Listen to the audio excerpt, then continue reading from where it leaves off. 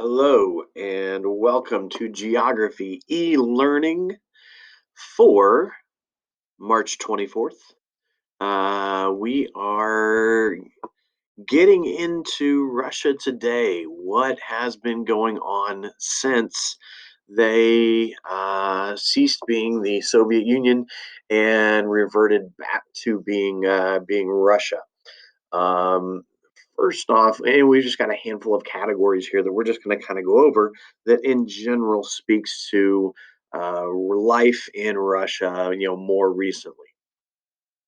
First of all, urban and rural life, and these notes are available in files, former Soviet republics, and notes if you would like to have your own copy of it. First off, urban and rural life. Okay, so most of the cities are going to be fairly crowded. They're about 80% urban, which is a little bit higher than what the United States is.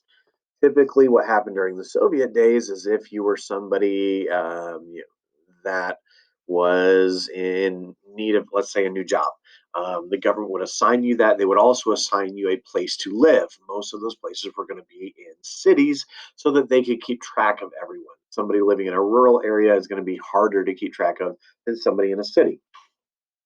So you got a lot of people that are living in the cities. You see a lot of weekend type trips to the countryside. The Black Sea essentially has served, really since the days of the Soviet Union, as sort of like the Florida of that part of the world. You've got beaches, you've got warmer weather. So the Black Sea is a popular tourist place for Russians today. Since they abandoned communism and the Soviet Union, you've seen a boom of artistic and creative activity.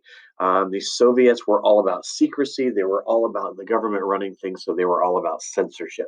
Since that time, you've seen an awful lot of art that has come out of Russia because you went for so long where everything was directed and guided by the government. Now you've had a fairly long period where people have been able to kind of do what they want to do, and they've taken full advantage of that. Next category is ethnic turmoil. You have seen five of six regions in what we call the Northern Caucasus region. If you look at a map, it would be down near the Caucasus Mountains. Um, Five of the six regions down there have had some sort of ethnic fighting. Essentially, what you see is a lot of places down there that wanted to become independent, but for whatever reason, when the Soviet Union fell apart, they were not able. We're going to look at two of them. One is going to be Chechnya. This is where most of the most intense fighting has gone on. Um, like we said, they declared their independence in 91.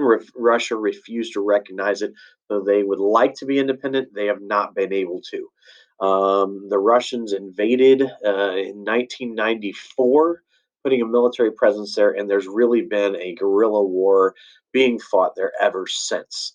Um, the Chechens have been a group that has resorted to terrorist type activities, bombings that have taken place around Russia specifically, but even larger parts of the world.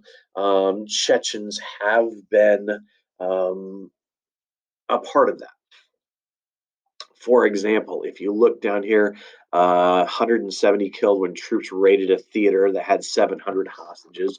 Those hostages were taken by Chechens. 331, about half of those were kids, died when they took a school hostage in 2004. That once again was done by Chechens. Suicide bombing at an airport in 2011. Again, Chechens were responsible for this. So a lot of times when you hear about Chechnya in the news, it's usually some sort of terrorist type activity. Dagestan is going to be the other area that we're going to look at when it comes to this type of stuff, for a lot of the same reasons. You've got 2 million residents, but 30 different ethnic groups. That's going to create a lot of problems. Just communication wise, that creates a lot of problems. They are an Islamic area that is a place where they've had a lot of fundamentalist type of feelings, and you've seen a lot of the same types of things with regards to terrorism, suicide bombers in subways, the Boston Marathon bombing. You might remember that. That was Dagestan.